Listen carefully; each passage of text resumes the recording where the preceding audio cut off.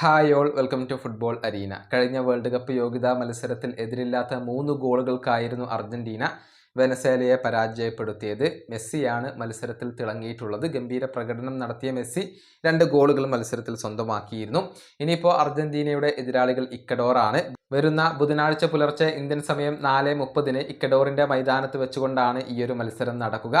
ഈ മത്സരത്തിൽ മെസ്സി കളിക്കില്ല എന്നുള്ളത് ഉറപ്പായി കഴിഞ്ഞ കാര്യമാണ്. അദ്ദേഹത്തിന് വിശ്രമം അനുവദിക്കുകയാണ് എന്നത് സ്കലോണി സ്ഥിരീകരിച്ചിരുന്നു. മെസ്സി തന്നെ ഇക്കാര്യം തുറന്നു പറയുകയും ചെയ്തിരുന്നു. ഏതായാലും ഇതുമായി ബന്ധപ്പെട്ട ഒരു ലേഖനം TYC സ്പോർട്സ് പ്രസിദ്ധീകരിച്ചിട്ടുണ്ട്. അതായത് മെസ്സി ഇല്ല, മാത്രമല്ല നിരവധി മാറ്റങ്ങൾ അർജന്റീനയുടെ ലൈനപ്പിൽ ഉണ്ടായേക്കും എന്നാണ് ഇവർ റിപ്പോർട്ട് ചെയ്തിട്ടുള്ളത്.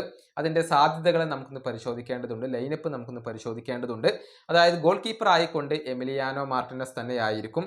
ഇനി വിംഗ് ബാക്കുമാരുടെ കാര്യത്തിലേക്ക് വരുമ്പോൾ അവിടെയും മാറ്റങ്ങൾക്ക് സാധ്യതയില്ല.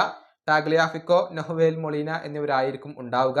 സെന്റർ ബാക്ക് പൊസിഷനിൽ ഓട്ടമെന്റി ഉണ്ടാകും. അതേസമയം ക്രിസ്റ്റ്യൻ റൊമേറോ ഉണ്ടാവില്ല. അദ്ദേഹത്തിന് സസ്പെൻഷനാണ്. അതായത് കഴിഞ്ഞ മത്സരത്തിൽ അദ്ദേഹത്തിന് യെല്ലോ കാർഡ് ലഭിച്ചിരുന്നു.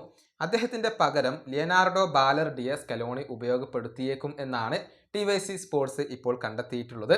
ഇനി മധ്യനിരയുടെ കാര്യത്തിലേക്ക് വരുമ്പോൾ Rodrigo De Paul, Leandro Paredes എന്നിവർ ഉണ്ടാകും. അതേസമയം മസ്റ്റാൻഡുവോനോക്ക് സ്ഥാനം നഷ്ടമായേക്കും എന്നാണ് റിപ്പോർട്ടുകൾ.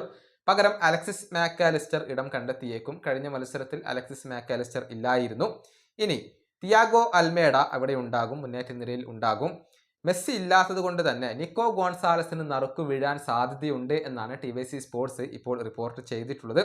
അതേസമയം ഹൂലിയൻ ആൽവറസ് സ്റ്റാർട്ട് ചെയ്യുമോ, ലൗറ്ററോ സ്റ്റാർട്ട് ചെയ്യുമോ, അതല്ല രണ്ടുപേരും കൂടി ഒരുമിച്ച് സ്റ്റാർട്ട് ചെയ്യുമോ എന്നതിൽ ഇപ്പോഴും വ്യക്തതയില്ല.